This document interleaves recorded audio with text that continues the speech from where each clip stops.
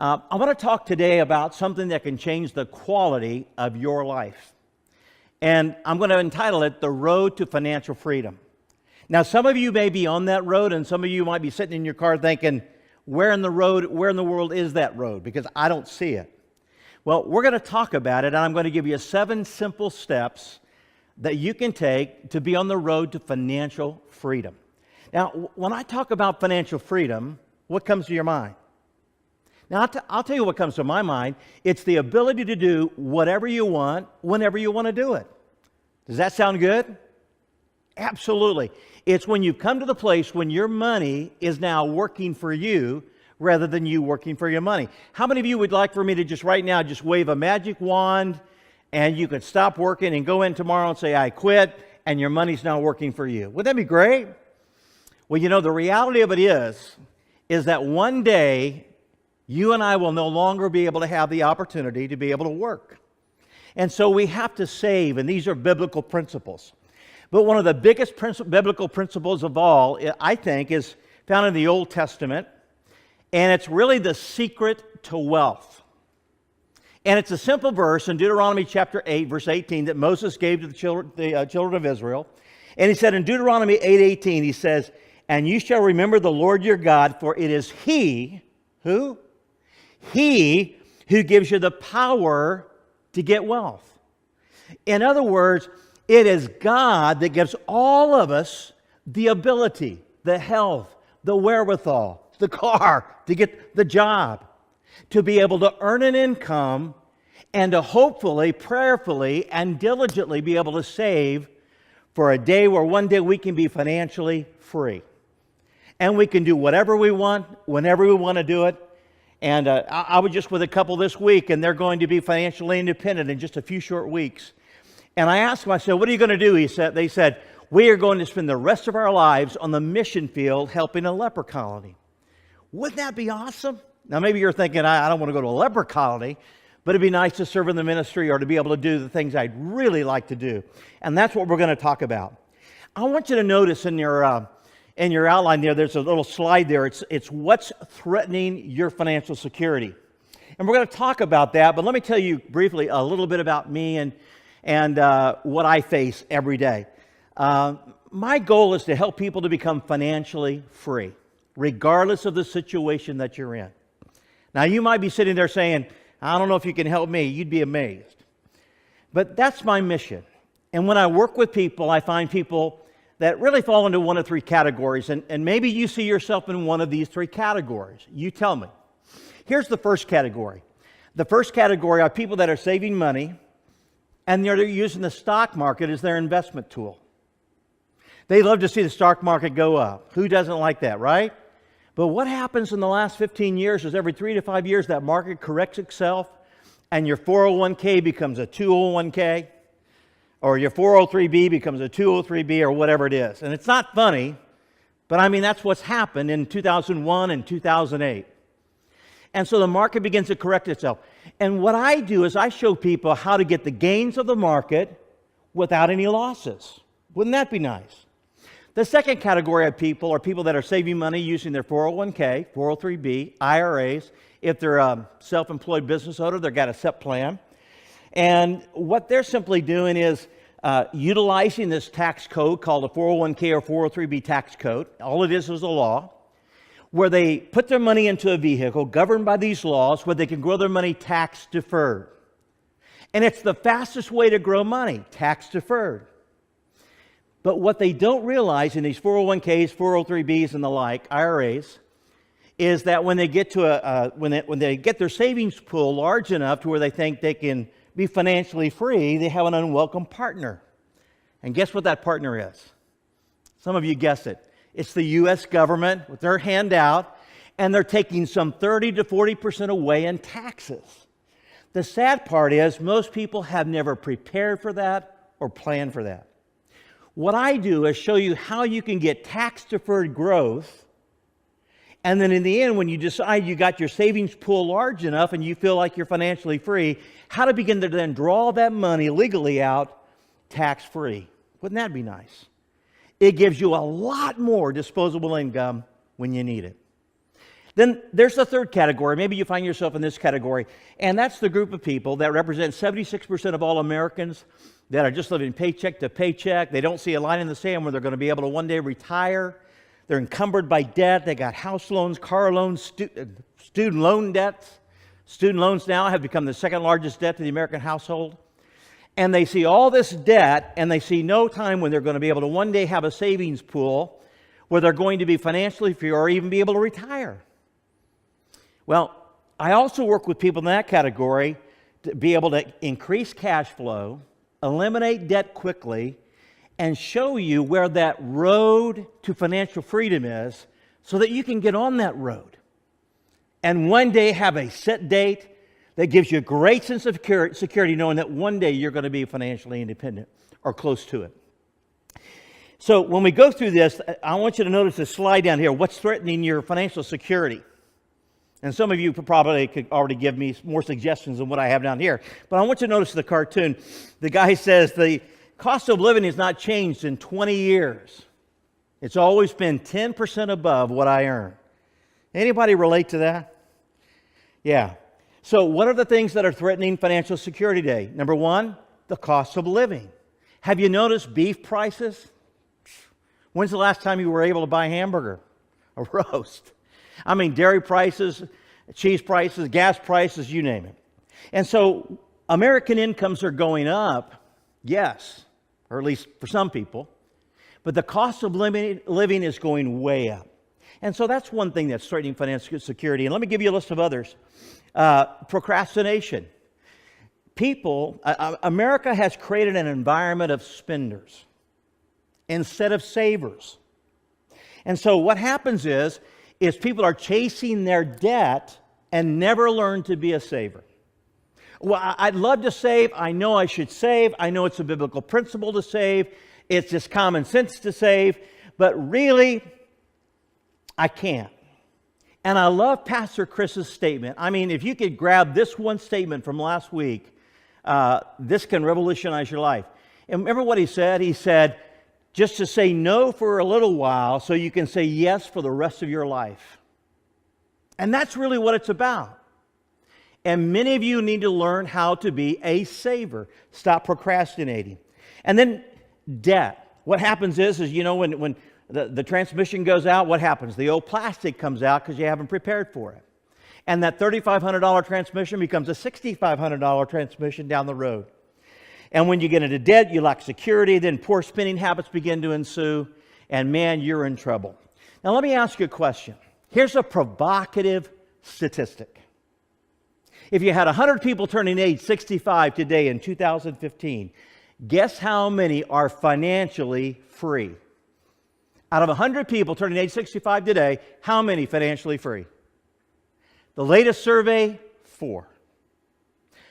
4 out of 100. So what's happening to the other 96%? You guessed it.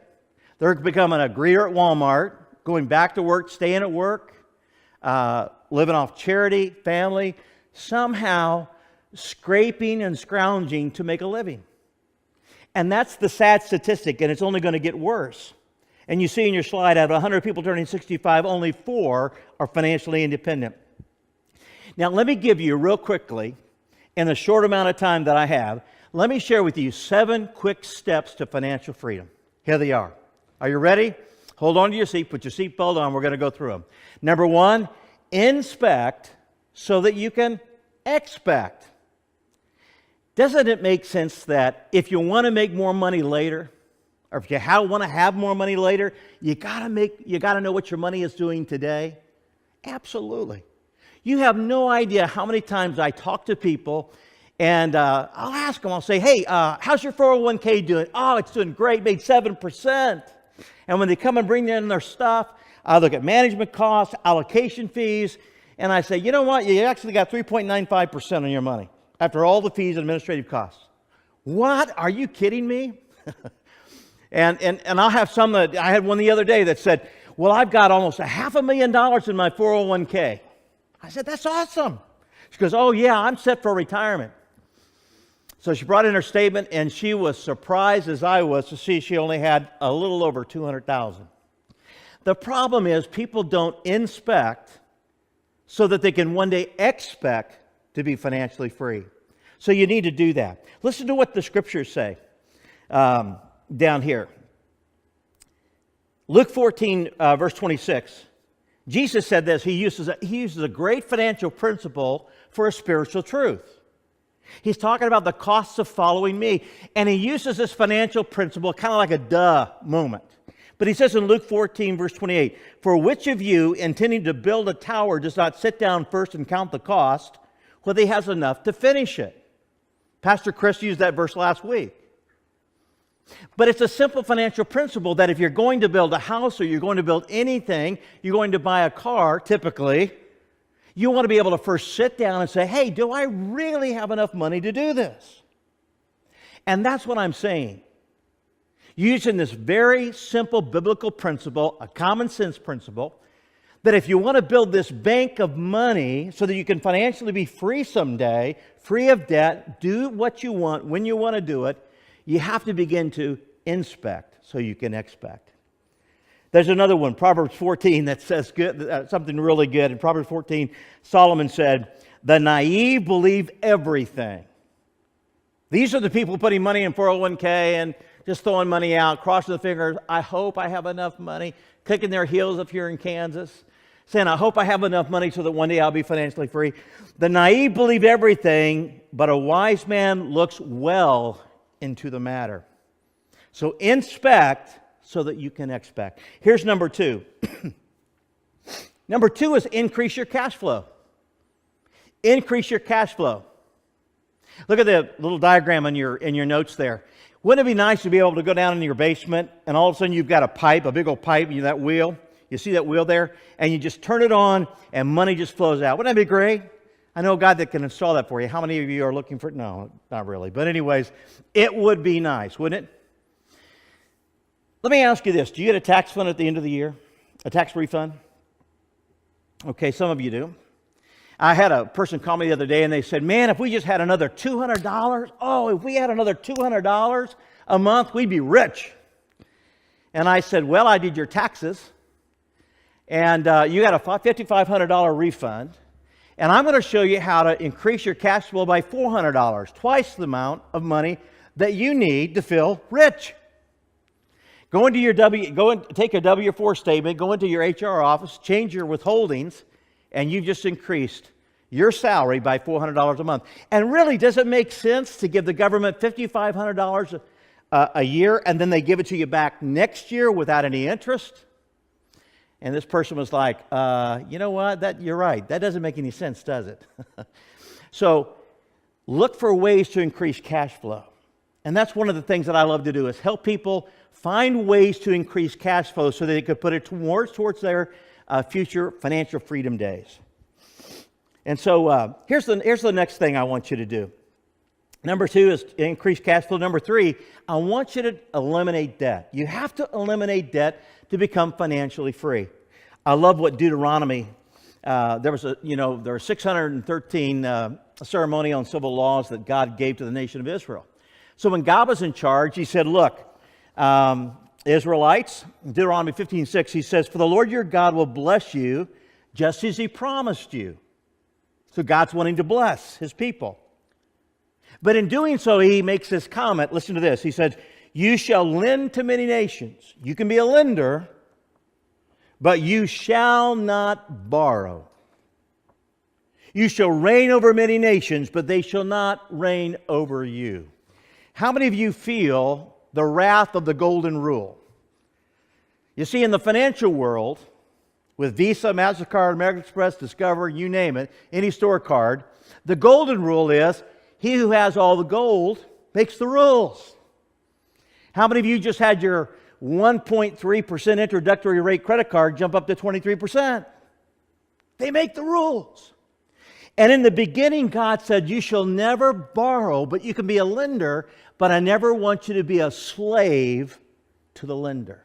So eliminate debt quickly. I want you to notice this other slide that's in your notes. Here's a person, for example, that we have a proprietary tool called a Debt Eliminator Snowball tool. And you'll see on here that in the blue graph, you'll see that in the first initial thing, they have a mortgage of $144,000. It's a 30-year fixed mortgage. They have a couple of car loans and $39,000. They have store cards and all this debt here. And what we did is we showed them how they were going to be out of debt in 26.8 years, just on the time frame that they have set up for themselves, based on what they're paying. We said, what if we can increase some cash flow here and then debt snowball it? Pastor Chris gave you a great example of that. And we'll do that for you at no charge. But here's what happened. We showed them in the next graph, you'll see, we were able to save them many, many years. In fact, in less than half the time, in 13.1 years, we were able to eliminate their debt. And look at the bottom graph. Not only did we eliminate debt, but just like what Pastor Chris was talking about last week, taking that extra income and starting to invest it. We not only got them out of debt in less than half the time, but we were able to save them almost $500,000. Now, we took a family that was going to be out of debt in 26.8 years to having debt-free situation and $500,000. Which graph would you like to be in? And so eliminate debt. Here's the fourth one. The fourth one here real quickly is this. You need to develop an emergency fund. And here's what I found out. When I go around and travel to hundreds of people throughout the year, I find that most people don't have one. I don't know if they're allergic to it, but most people just don't have an emergency fund. And it's a safety net. There's a freedom in knowing that you have something set aside. So that $3,500 transmission that you had to fix doesn't become $6,500 because you had to put it on a credit card. Here's 4 rules that you got to follow. To have an adequate emergency fund, number 1, you got to put it in a safe place. Recommend a bank or credit union. It needs to have a better interest rate than your checking. Number 3, it needs to be liquid. You need to be able to go out and get it whenever you need it and pay it off. And number 4, it needs to be separate from your checking account. How many of you have ever known somebody to have a really good emergency fund, an effective emergency fund with their checking account? Nobody ever does. Why? Because we as Americans tend to spend according to what's in our checking account. Hey, I got the money. Let's go. I was in the Las Vegas airport at a financial conference last night, and a wife was explaining to me, that's exactly what my husband did. We got it in our checking account. Let's go. And I said, we don't have the money. And he goes, it's in the checking account. Let's go. So to have an emergency fund, I would recommend that you do this. Make an agreement with your bank or do it in a separate bank. But if you make an agreement with your bank, have them draft out maybe on the 12th, the 15th, the 18th, the 20th, whatever day is good for you, out of your checking account into a money market account. And then that way you operate under the out of sight, out of mind principle. And just take $50, $75, $100, or whatever you can afford, and start setting that aside. And then that way you keep your credit card balances at 0. And then also you don't have to dip into your 401k and incur that 10% IRS penalty tax when you do that. So be sure and develop an emergency fund. Get on that right away. Here's number 5. Begin to protect what you have. If you want to have a good financial plan, in your earning years, you have to insure against loss. Every good financial plan needs to have some kind of life insurance on breadwinners. I mean, there's nothing more sad. Can you think anything more sad than you got a father and a mother, 3 kids, they're all young, and all of a sudden something happens to dad or mom. And today, most families, both are breadwinners. But people spend according to both earnings. And so what happens when you lose that breadwinner? You not only lose the breadwinner and you're grieving over that, but the reality of it is you've lost the income over a period of time. And so that could be a real challenging thing. Nothing more devastating than that. And so if you want to know kind of how much is enough kind of life insurance you need to have, the general rule is 10 times your income. So if your income's $50,000, you probably ought to have $500,000 worth of insurance. Okay, and there's some out there that you can buy inexpensively. And there's all kinds of ways to do that. Here's the 6th thing. Before I get to the end, the 6th thing is this, and this is what's going to change the quality of your life. This is the one everybody loves the most. It's about building long-term income and long-term savings. But in this particular point, there's two battles you have to fight. Number one, if you want to be financially free, you have to beat the inflation battle and you have to beat the tax battle. Now, as a former tax preparer, I can tell you that it's not always about how much you make, it's also about how much you get to keep. And the more money you make, the more you're going to want to see me on tax strategies. But Uncle Sam wants his fair share, and so you got to learn ways to save on that. But let's talk about how to beat the inflation battle. How many of you have ever heard of the rule of 72 back in high school maybe, or college? Okay? In an economics 101 class, you might have gone through the rule of 72. It's what financial institutions use to determine how money will double. For example, if you're going, and you've got a chart here that you can follow along, if you're earning, let's say you go to Mr. Banker, and on your chart here in your notes, you'll see it. If you're earning 4% on a CD, and you use the rule of 72, you take 4 into 72, and it would take 18 years for that money to double. That's the rule, coming from Albert Einstein, that economists use to determine how long it takes for money to double. So let me use another illustration. You see in your chart here, if you had $100 and you put it in at let's say the market or a CD at 4%, and it earned an average rate of 4% per year, it would take 18 years for it to double or become 200. It would then take another 18 years for it to become what? 400. So it's gone from 100 to 400 in 36 years. Let me ask you a very provocative question. The question is 36 years later, that $100 becoming 400, do you think after 36 long years that $400 is going to have the same purchasing power as the 100 did 36 years prior? Probably not. And why? Because of inflation. Inflation is eating away at all of the purchasing power of your money. And these are just basic common sense things that you got to think about. But where are people putting their money today? Some people see the market, the markets go up and down like this, and some people see it beginning to crest. And if you look at the 6 charts that are out there that a lot of economists look at to determine how things are going, it seems like the stock market is just kind of elevated on air, and they're kind of worried about it kind of tipping this way. But however you feel about it, the reality of it is a lot of people today are putting their money into a safe environment. And if you go to a safe environment like a bank, you're going to earn about 0.25% to maybe 1.25% or 1.5%. And that's fine, it's in a safe place, but man, it becomes risky if you keep it there long. Why?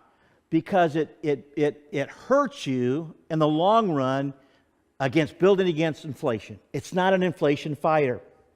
But what if you can earn 6, 8, 10, or 12% on your money and keep it in a place like a bank or a safe place, not a bank, but a safe place like a bank? That's a big thing. I want you to notice the chart below. On the chart that you have in your notes, you'll notice that there's a 29-year-old. He goes in and he puts $10,000 in. We're going to use the rule of 72. He puts $10,000 in, and notice his money doubles over 18 years. So he puts $10,000 in. When he's 47, his money has gone from $10,000 to $20,000. Another 18 years passes by. It's gone from $20,000 to $40,000. So he's 865. His house is paid off. The kids are all gone. He's lost all of his tax deductions. He's got $40,000 in retirement. How long do you think that's going to last? If you eat out like me, it's probably going to be 6 months. So it's not going to last very long. But I want you to notice in the chart, if you earn 6%, your money doubles every 12. If you earn 8%, your money doubles every 9. And if you earn 12%, your money doubles every 6 years. Now look at this 29-year-old who put $10,000 in, and he let it grow at 12%. At age 65, he has a whopping $640,000. That's huge. And what's the difference between these two? It's not age or amount of time. The only difference was the interest rate. And the difference was, in the end, was $600,000 compared to $640,000 to $40,000. Would that make a difference in the quality of your life? Absolutely. And an interest rate, just even one interest rate, and this is the key that I want you to get. The interest rate, even 1%, is even huge. Well, here's the multi-million-dollar question. And by the way, let me say this. It's not about coming up with $10,000. It's not. The people that become financially free are the ones that have put money away every month on a monthly basis. They don't procrastinate. They become savers, and they become regular at it. And if you will save for you, on a monthly basis, you'll have the potential to becoming one day financially free. But you have to make that gridiron determination to finally be a saver and stop being just a spender. Now let me share with you a neat, interesting principle. And I want to run through this real quick because I don't have much time. But I want you to notice there are three places people tend to put their money. One's called a safe place, like a bank or credit union, earning a very low interest rate. It's risky over a long period of time because it hurts against purchasing power down the road. On the opposite end of the spectrum is the stock market or mutual funds. And the reason why people invest there is because it has the highest potential for returns. But have you ever see that red arrow? Have you ever seen the market go down? Absolutely. 2001, down about 43%. 2008, down about 47%. And that's the negative aspect of negative return. Well, about 18 years ago, they came with a hybrid that has the safety feature with a double-digit rate of return opportunity, and it's called an index strategy. And what I find, the reason I bring it up is a lot of people don't even know about it, but you get the upside potential of the market without any downside risk. And how they do it is they index it to the S&P 500. You've seen the Dow, the NASDAQ, and the S&P. Well, 70% of all the domestic market capitalization, or 70% of the American economy, is linked to the S&P 500. Why? Because it's 500 companies over a wide, diverse group of industries. It's what economists look at to determine the health of America, the financial health. And over the last 25 years, it's averaged a rate of some 10%. Can you imagine? If you and I had invested in the S&P 500, and we could do that, and we'd go like this, but it averaged some 10% over the last 5 years. You and I would be doing knuckle, we'd be high-fiving and doing the knuckle thing. But let me share with you a little strategy. How this works when an index strategy, you'll see in the next slide. If somebody put $10,000 in an index strategy, and the money grew 10%, and these usually have caps on them and things like that, and all of that is explained usually if I take somebody into this type of a format, but I just wanted you to know about it. A stock market strategy versus an index strategy. If you earn 10%, if you're using the stock market or you're using the index strategy, you both make 10%. Let's say the cap is 12. And so now you've gone from 10,000 to 11,000. If the next year you make 10%, both the stock market strategist and the index strategist has earned 10%, and now your money's at 12,100. But let's say the next year, it does what the market does. It drops 20%. Have you ever seen that happen? Yeah. And so the stock market strategist has lost 20%. He's down to 9,683 years later. He has less money than what he started with.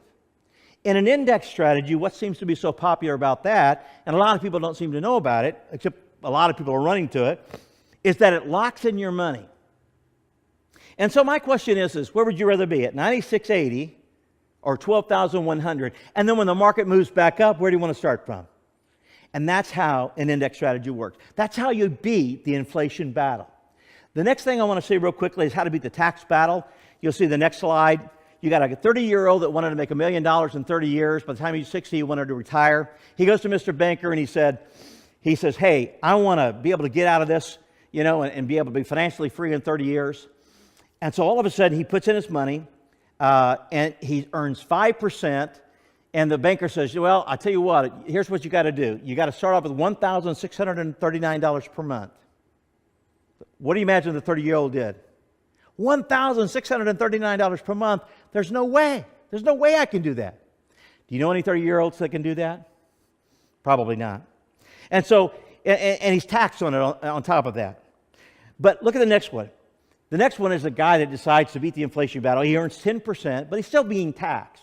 He's got to come up with almost $900 per month. You know any 30-year-olds that can do that every month for the 30 years? Probably not.